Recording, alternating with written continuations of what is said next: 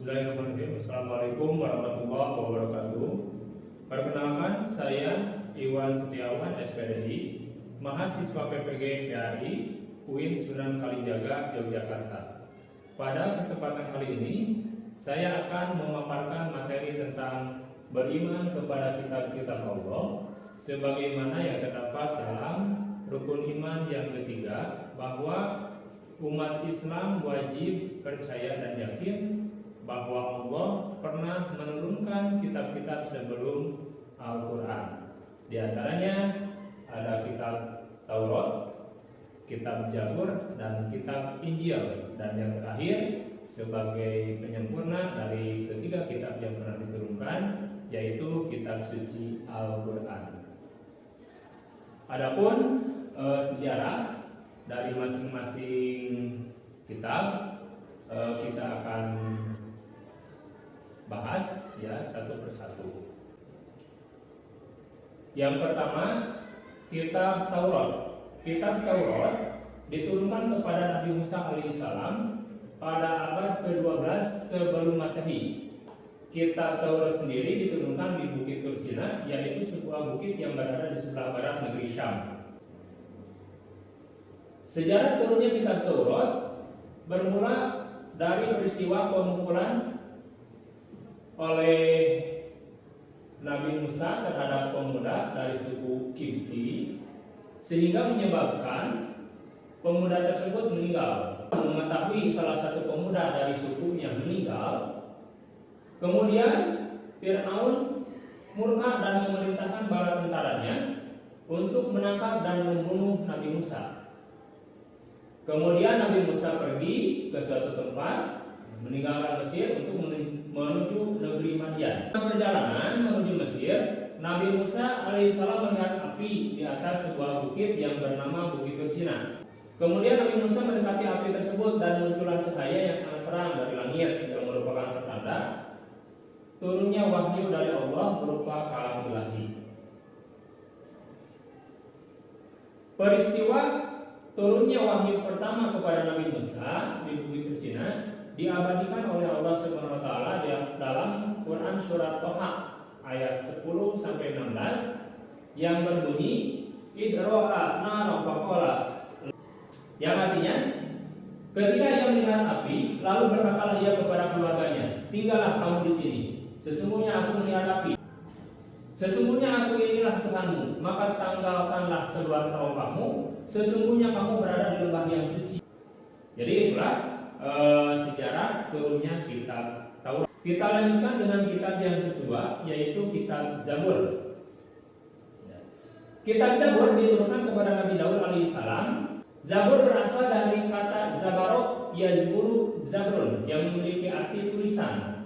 Kitab Zabur disebut juga dengan Mazmur atau Mizmor yang dalam bahasa Ibrani berarti nyanyian atau pujian.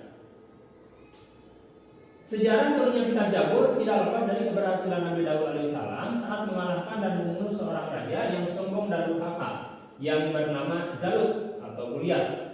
Setelah berhasil membunuh Jalut, masyarakat Bani Israel begitu mengagungkan Nabi Daud sehingga mereka lupa bahwa keberhasilan Nabi Daud dalam membunuh Zalut adalah atas izin dan pertolongan Allah Subhanahu wa taala. Di tengah munajat dan doa-doa yang dipanjatkan Nabi Daud alaihissalam, Allah kemudian menurunkan wahyu berupa kitab Zabur sebagai kitab suci yang turun setelah kitab Taurat. Kitab Zabur sendiri turun pada abad ke-10 sebelum Masehi, yakni 486 tahun setelah turunnya kitab Taurat pada Nabi Musa alaihissalam. Sekarang kita lanjut kepada sejarah turunnya kitab Injil.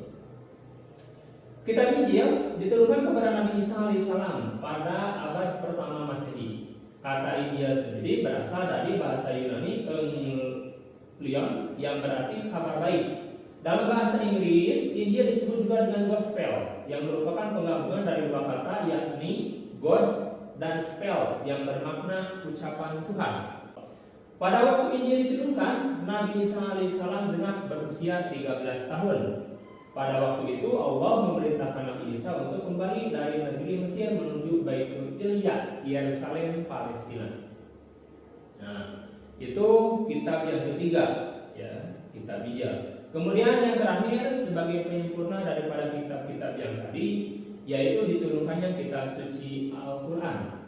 Nah, kitab suci Al-Quran diturunkan kepada Nabi Muhammad SAW ya, secara mutawatir atau secara berangsur-angsur selama 22 tahun, 2 bulan, 22 hari, digenapkan menjadi 23 tahun.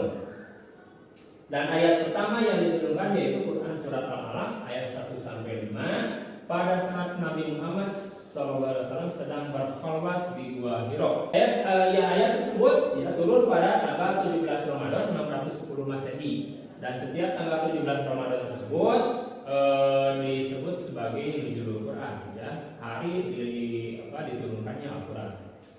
Bunyi dari ayat surat Al-Alaq ayat 1 sampai 5 yakni A'udzubillahiminasyaitonirrajim. Bismillahirrahmanirrahim. Iqra bismi rabbikal ladzi khalaq, khalaqal insana min 'alaq. Iqra wa rabbukal akram, alladzi 'allama bil qalam, 'allamal insana ma lam ya'lam. Dan ayat terakhir yang diturunkan kepada beliau, kepada Nabi Muhammad, yakni Quran surat Al-Baqarah ayat 281 yang berbunyi wattaqu yawma turja'una fihi ila Allah tsumma tuwaffa kullu nafsin ma kasabat wa hum la yuzlamun.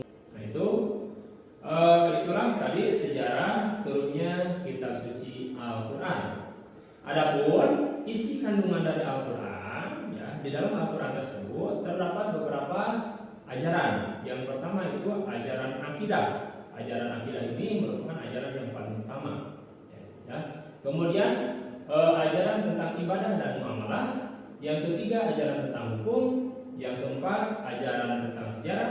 Kemudian ada ajaran tentang akhlak. Dan yang terakhir ada ajaran tentang ilmu pengetahuan. Baiklah, kita bahas satu persatu, ya. Yang pertama akidah. Dibuktikan dengan adanya Quran surat Al-Ikhlas, ya, yang berbunyi Qul huwallahu ahad, Allahu samad, lam yalid wa lam yulad wa lam yakul lahu kufuwan ahad.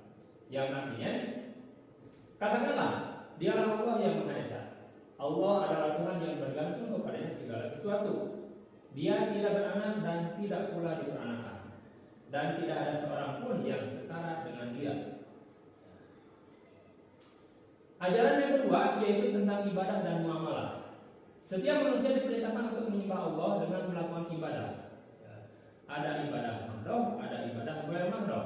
Ibadah mahdoh yaitu ibadah yang dilakukan secara langsung pada Allah, seperti halnya sholat, puasa, zakat, ibadah haji dan sebagainya, berzikir, ya.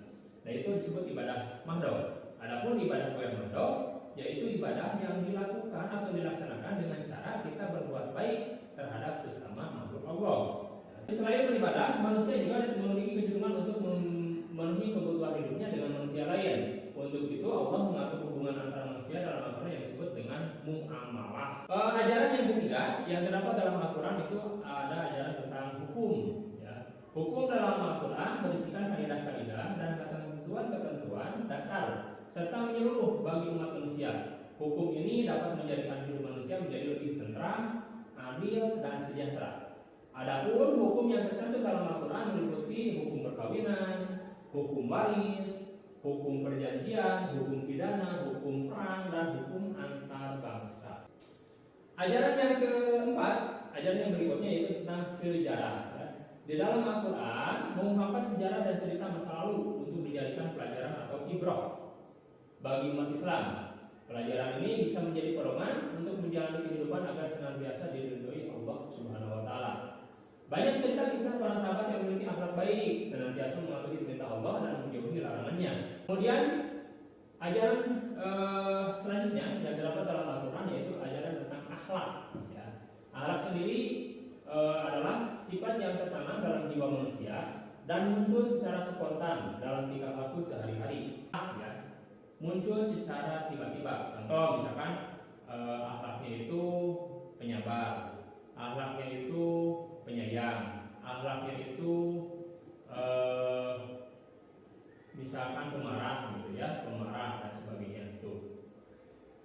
Dan figur yang bisa dijadikan sebagai tauladan bagi umat Islam adalah Rasulullah SAW, sebab kepribadian beliau bersumber langsung pada Al-Quran. Dengan mengikuti akhlak Rasulullah, seorang Muslim akan menjadi pribadi yang berakhlak mulia dan jauh dari akhlak tercela. Dan yang terakhir, ajaran yang terdapat dalam Al-Quran yaitu tentang ilmu pengetahuan. Ya. Ayat yang pertama kali diturunkan Allah adalah Al-Alaq yang memerintahkan umat Islam untuk membaca sebagai jembatan utama untuk mendalami ilmu pengetahuan. Ini mengisyaratkan Al-Quran ada sebagai sumber ilmu pengetahuan bagi manusia. Nah ini salah satu ayat yang menerangkan agar kita memiliki ilmu pengetahuan dan teknologi. Terdapat dalam Quran surat Al-Baqarah ayat 190 dan 191 yang berbunyi, A'udzubillahi minasyaitonirrajim, Bismillahirrahmanirrahim. Inna fi khalqis samawati wal ardi wa ikhtilafil laili wan nahari laayatin liulil albab. Alladzina yadhkuruna Allaha qiyaman wa qu'udan wa 'ala junubihim wa yatafakkaruna fi khalqis samawati wal ardi. Rabbana ma khalaqta hadza batilan subhanaka faqina adzabannar. Yang artinya sesungguhnya dalam penciptaan langit dan bumi dan silih bergantinya malam dan siang terdapat tanda-tanda kebesaran Allah bagi orang-orang yang berakal, yaitu orang-orang yang mengingat, yang selalu mengingat Allah sambil berdiri atau duduk atau dalam keadaan berbaring, dan mereka memikirkan tentang penciptaan langit dan bumi seraya berkata, Ya Tuhan kami, tiadalah Engkau menciptakan ini dengan sia-sia, Maha suci Engkau, maka peliharalah kami dari siksa neraka. Itu tentang ilmu pengetahuan, ya. Bahwa di dalam Al-Quran juga terdapat ilmu ajaran tentang ilmu pengetahuan. Jadi kita diperintahkan untuk senantiasa menggali dan mendalami, mempelajari ilmu pengetahuan dan teknologi, gitu ya, agar kita bisa memanfaatkan segala sesuatu yang telah Allah ciptakan. Misal, contoh, ketika Allah menciptakan ruang antara bumi dan langit, kemudian orang berpikir untuk menciptakan pesawat terbang. Ketika Allah menciptakan panas matahari, kemudian orang berpikir untuk membuat panel surya. Ya. Ketika Allah menciptakan air, kemudian orang berpikir untuk membuat alat pembangkit listrik tenaga air dan sebagainya. Ya. Itu beberapa perintah Allah yang terdapat dalam Al-Quran kemudian diaplikasikan dalam kehidupan nyata di kehidupan sehari-hari. Nah, demikianlah pemaparan materi dari kami, ya. Semoga bermanfaat. Mohon maaf atas segala kekurangannya. Assalamualaikum warahmatullahi wabarakatuh.